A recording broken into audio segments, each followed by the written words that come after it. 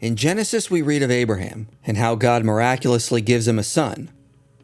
But when we read his full account, we find duplicates. Hagar leaves twice. Abraham attempts to give Sarah away twice. God seems to make a covenant with him twice, and his nephew Lot is rescued twice.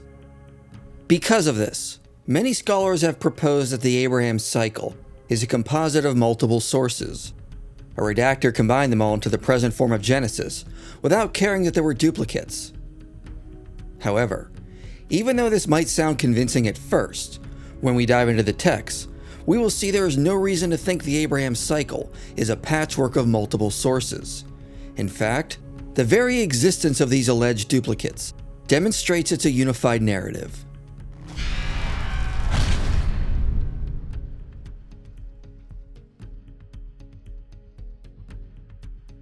The documentary hypothesis is the view that the Pentateuch is a composite of multiple sources.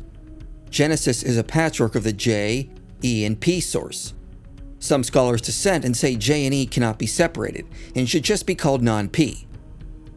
So source critics often disagree on how to divide up the text, but they tend to highlight duplicates in Genesis as a reason to think it's a composite of multiple sources. Why are there two accounts of Abraham giving Sarah away? Why does it seem like there are two different times that God makes a covenant with Abraham? But when it comes specifically to the Abraham cycle, Genesis 11:27-22, scholars like Gary Rensburg and T. Desmond Alexander point out attempting to divide the account up creates more problems than it solves. In fact, the whole Abraham cycle makes more sense as a unified narrative, and source critics haven't really dealt with their arguments. Let's start with the two accounts of Hagar leaving. Richard Elliott Friedman and Joel Baden divide these up between J and E, and many source critics say they are variants of the same story that were both included in the final text. But Alexander notes the only similarities between the stories are short and general. Hagar flees or is driven out into the wilderness by Abram, and Sarai as instigator. Messenger intervenes with promise about son. Clearly, the parallels between chapters 16 and 21 are very limited. However, there are a vast amount of differences. In chapter 16, Sarah is barren, but in chapter 21, Sarah has birthed Isaac. In the first account, the cause of strife between them is because of Hagar's pride in being able to conceive. But in the second account, Hagar is dismissed because Sarah is worried Ishmael will be an heir alongside Isaac. Hagar is not directly responsible for Sarah's antagonism, and Hagar is not portrayed as prideful in the second account. Abraham's response is different in both. In the first account, he gives in to Sarah easily. In the second, Abraham is reluctant to please Sarah. Abraham only gives in when he hears from God. In the first account, Hagar runs away of her own volition after being treated harshly, which allows for her return. And in the second, Sarah has Abraham dismiss her, preventing the possibility of a return. In the wilderness, the function of the wells is different. In the first, the well provides a setting for an encounter with the angel of the Lord, which Hagar then names. In the second, the well only miraculously appears after the theophany, and there is no naming of the well. When these differences are brought up, some will often claim the redactor modified the first account. It was changed so Hagar returns, thereby allowing the second account to take place. But if the account was heavily modified, how would we be able to detect what was original and what was changed by the redactor? The redactor could have changed God's attitude towards Hagar, the nature of the well in the story, the reason for strife between Hagar and Sarah, and many other aspects. What of the original story would be detected at this point? If source critics can simply wave away all the differences as changes from a redactor, then their hypothesis becomes ad hoc. Anytime there's a difficulty, it is simply dismissed so the hypothesis is preserved. More importantly, the two accounts do not create unnecessary repetition in the Abraham cycle. John Van Cedars notes, the second account builds on aspects found in the first. In Genesis 21, Abraham's reluctancy to expel Hagar reflects the fact that Hagar was divinely appointed to return to him. It takes a divine revelation for Abraham to change his mind. This can also explain why Sarah was worried the son of a servant would share in the inheritance. Without divine appointment, there would be no reason to think Ishmael could be considered an heir. In this way, chapter 21 resolves a tension created because of chapter 16. The promises made concerning Ishmael resemble those made in Genesis 16:10 and 17:20, which suggests the later passage assumes the reader is already familiar with the content of the earlier passages. Van Cedars also notes a major theme of chapter 21 is inheritance and descendants, which are central to the themes assigned to J. He says the thematic concerns of 21:8-21 would strongly suggest that the author is in fact J. So it seems the second account assumes the first has already occurred. When we compare the two accounts of Sarah's abduction, we can also note numerous differences as well. So much would have been changed by the redactor if these were originally two accounts of the same event from different sources. Gordon Wenham says, the dialogue between Abimelech and Abraham is similar in fashion to the Pharaoh's address to Abraham in 12:18-19. Both say, "What have you done?" echoing 3:13. But thereafter the speeches and actions diverge markedly. Pharaoh put the blame on Abraham. Abimelech admits he is partly to blame. Pharaoh gives Abraham no chance to reply. Abimelech does. Pharaoh expels Abraham from Egypt immediately. Abimelech lets Abraham have the pick of the land. Van Cedars notes chapter 20 also presupposes the first account has already transpired by addressing a series of questions that were raised in chapter 12. Did the Pharaoh have intercourse with Sarah? Why was the Pharaoh divinely punished? And how did he discover the cause of the plague was from taking Sarah? Did Abraham lie when he said Sarah was his sister? Was it immoral for Abraham to accept money from the Pharaoh? Van Cedars notes these questions are indirectly addressed in chapter 20. Alexander adds that the brief statement of 22 presupposes that the reader will already be familiar with the events of chapter 12. It is barely comprehensible without having read that prior chapter. Verse 13 statement, "At every place to which we come, say of me, he is my brother," alludes to the fact that chapter 12 has already occurred. So as with the second account of Hagar, the second account of Sarah's abduction presupposes the first. Source critics often argue that chapters 15 and 17 are duplicates. Why does God need to make a covenant with Abraham twice? T. Desmond Alexander notes seeing similar statements in these covenants is not out of the ordinary. The various promises common to both chapters occur frequently through the Abraham cycle. We also need to remember the two chapters are divided by chapter 16. In chapter 15, God promises Abraham that he will have a son and his descendants will be vast. In chapter 16, Ishmael is conceived, and God tells Hagar that Ishmael's offspring shall be multiplied, which could make the reader think that Ishmael will fulfill the promise made in 15:5. So given that this issue has transpired, it makes sense that God returns in chapter 17 to establish his covenant with Abraham and clarify that the promise will come through Sarah, not Hagar. Alexander also notes there are important differences between the covenants. The covenant in chapter 15 is only focused on having descendants and possessing the land of Canaan, and thus only guarantees some of the divine blessings mentioned in chapter 12. It is also unconditional. God will grant these promises regardless.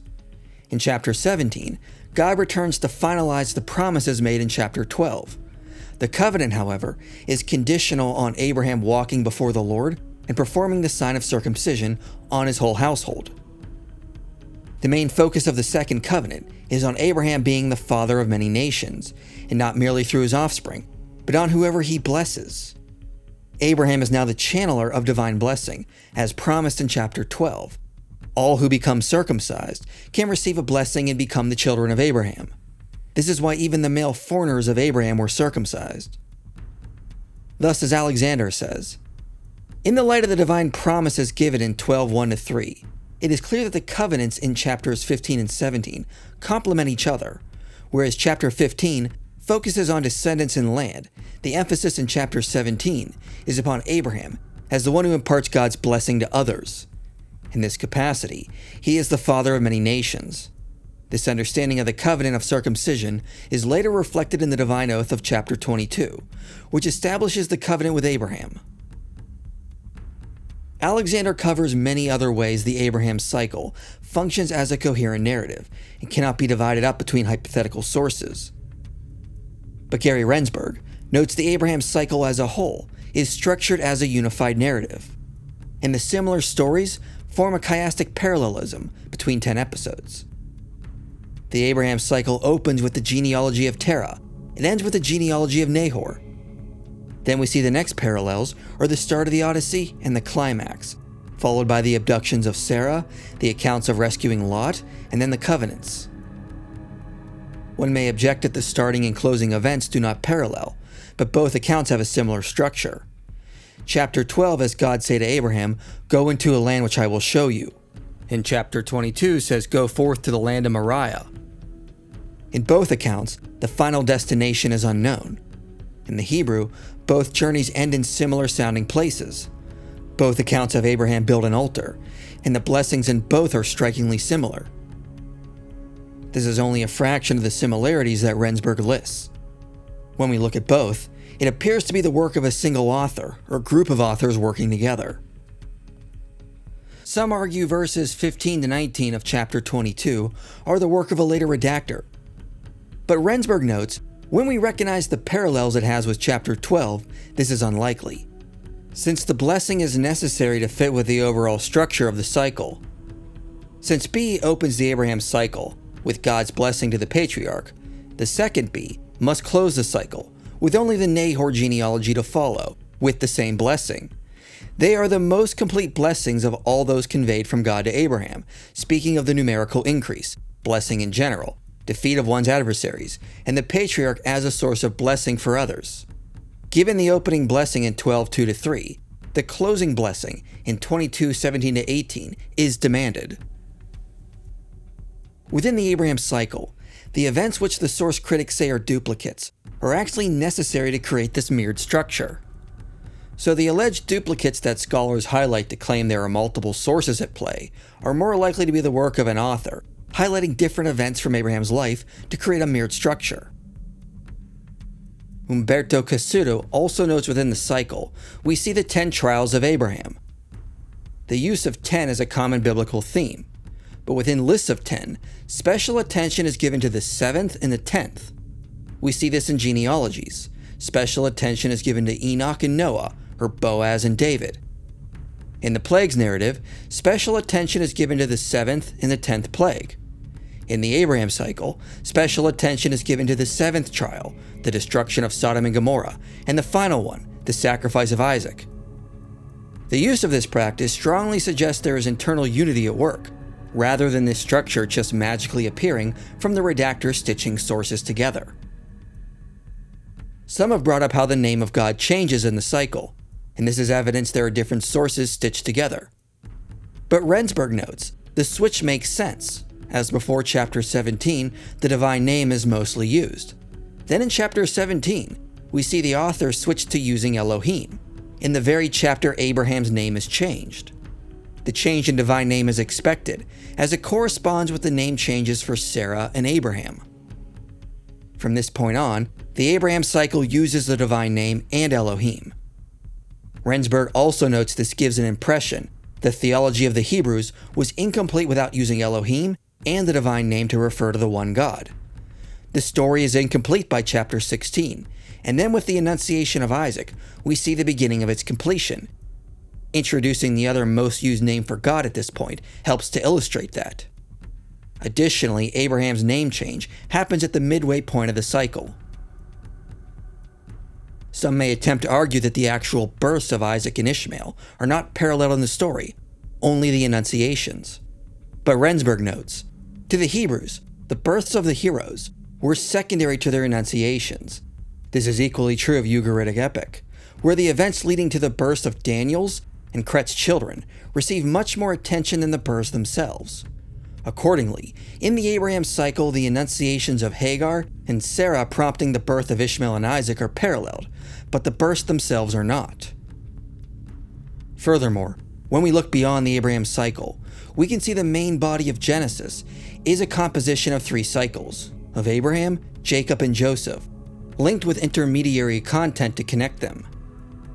Rendsburg's work on Genesis indicates we're dealing with a unified narrative, not a patchwork of multiple sources. Now, the mere existence of a structure like this does not necessarily mean the account is fiction. The author, when writing the Abraham cycle, could have selected specific stories of Abraham from a larger catalog to form a chiastic structure. Other material, like the other sons of Abraham, were only briefly mentioned in an epilogue. The author also appears to have worked with existing stories, instead of fabricating them. Rensburg notes the linking material does not have the same beauty achieved in each main cycle, which indicates the author had to work with existing historical material, rather than make up stories to create intermediary cycles.